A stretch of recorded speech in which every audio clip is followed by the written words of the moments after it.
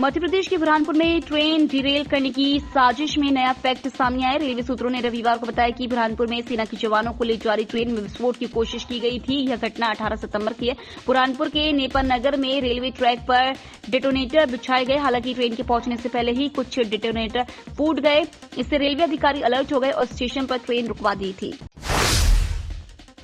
आम आदमी पार्टी के संयोजक अरविंद केजरीवाल ने रविवार को दिल्ली के जंतर मंतर पर जनसभा की। उन्होंने 2011 में हुए अन्ना आंदोलन और पहली बार चुनाव जीतने की घटना का जिक्र किया। कहा, हम पहली बार में ही ईमानदारी के दम पर सत्ता में आ गए। इस्तीफा पर केजरीवाल ने कहा, सत्ता और कुर्सी का लालची नहीं हूं। भाजपा ने भ्रष्टाचारी और चोर कहा तो दुख हुआ। लालचन के साथ कुर्सी तो क्या, सांस भी नहीं ले सकता हूं, जी भी नहीं सकता। अगला दिल्ली चुनाव मेरी अग्नि परीक्षा है। अगर ईमानदार लगूं तो ही वोट देना। आंध्र प्रदेश के श्री वेंकटेश्वर स्वामी मंदिर में प्रसादम में जानवरों की चर्बी मामले में आंध्र प्रदेश के डिप्टी सीएम पवन कल्याण ने कहा, जब हिंदू मंदिरों को अपवित्र किया जाता है तो हमें चुप नहीं रहना चाहिए। अगर ऐसा मस्जिदों या चर्चों में होता तो देश में गुस्सा भड़क उठता। भोपाल के जेपी हॉस्पिटल कैंपस में गंदगी देख महापौर मालती राय नाराज हो गई। उन्होंने कहा कि कैंपस में गंदगी फेंकना ठीक नहीं है। कचरा फेंकने वालों पर सीसीटीवी कैमरे से नजर रखी जाए। स्वच्छता अभियान के तहत महापौर Rai MIC member RK Singh Baghel JP hospital में पहुंचे थे। यहां कई जगहों पर गंदगी पड़ी हुई थी। सीएमएचओ ऑफिस के सामने भी कचरे का ढेर देख उनकी नाराजगी बढ़ गई। Civil surgeon doctor Rakesh Srivastava ने बताया कि कैंपस में रहने वाले ही कचरा फेंक देते हैं, उन पर कार्रवाई कर रहे हैं। इस महंगाई के दौर में भी 2000 रुपए प्रति महीने मिलते हैं, वो भी 3 से 4 महीने बाद दिए जाते हैं। ऐसे में घर कैसे चलाएंगे? सरकार को वेतन बढ़ाना चाहिए। यह दर्द आउटसोर्स कर्मचारियों का है। रविवार को प्रदेश भर से कर्मचारी प्रदर्शन करने भोपाल के नीलम पार्क पहुंचे हैं। इसमें विभिन्न सरकारी विभागों और सरकारी संस्थानों में काम कर रहे आउटसोर्स कर्मचारी शामिल हैं। प्रदर्शन में कांग्रेस से नेता व पूर्व मंत्री सज्जन सिंह वर्मा, पीसी शर्मा, कांग्रेस अनुसूचित जाति प्रकोष्ठ के प्रदेश अध्यक्ष प्रदीप अहिरवार शामिल हुए।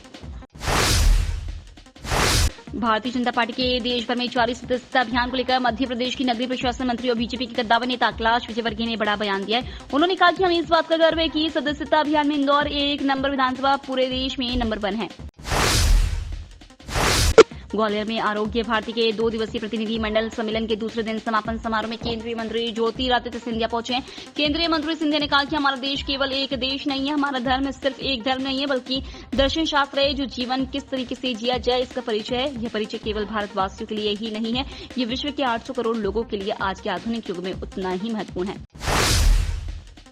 उज्जैन में आचार्य प्रमोद कृष्णम ने कहा कि राहुल गांधी उस पार्टी के नेता है जिसने इस देश की आजादी में महत्वपूर्ण भूमिका निभाई। दुर्भाग्य की बात है कि आज जो कांग्रेस है वो अब महात्मा गांधी की कांग्रेस नहीं रह गई है। उन्होंने कहा, जो कांग्रेस महात्मा गांधी की थी, सरदार पटेल, सुभाष चंद्र बोस, मौलाना आजाद, पंडित जवाहरलाल नेहरू की कांग्रेस थी, वो आज मोहम्मद अली जिन्ना के रास्ते पर चलती है। इसलिए राहुल गांधी देश के बाहर जाते हैं तो देश को नंगा करने का काम करते हैं, देश को अपमानित करने का काम कर रहे हैं। भारत ने बांग्लादेश के खिलाफ 2 टेस्ट का पहला मैच 280 रन से जीत लिया है। इस जीत से टीम ने सीरीज में 1-0 की बढ़त हासिल कर ली है। दूसरा मुकाबला 27 सितंबर से कानपुर के ग्रीन पार्क स्टेडियम में खेला जाएगा। चेपॉक स्टेडियम में रविवार को मैच के चौथे दिन भारतीय टीम ने 515 रन तेज कर रही बांग्लादेश को दूसरी पारी में 234 रन पर ऑल आउट कर दिया। इससे पहले भारतीय कप्तान रोहित शर्मा ने 4 विकेट पर 287 रन पर दूसरी पारी घोषित की। बांग्लादेश को 515 रन का टारगेट दिया। टीम इंडिया ने पहली पारी में 376 रन बनाए थे। जवाब में बांग्लादेश की पहली पारी 149 रन पर सिमट गई थी। पाकिस्तानी एक्टर फवाद खान की film the legend of Maula Jatt 2 अक्टूबर को भारत में रिलीज होने वाली है, जिस पर राज ठाकरे भड़क उठे हैं। उन्होंने कहा कि वो किसी भी हालत में किसी पाकिस्तानी कलाकार की फिल्म को महाराष्ट्र में रिलीज नहीं होने देंगे। साथ ही उन्होंने थिएटर मालिकों को चेतावनी दी कि अगर वो पाकिस्तानी फिल्म अपने थिएटर में चलाएंगे तो उन्हें दुविधा हो सकती है।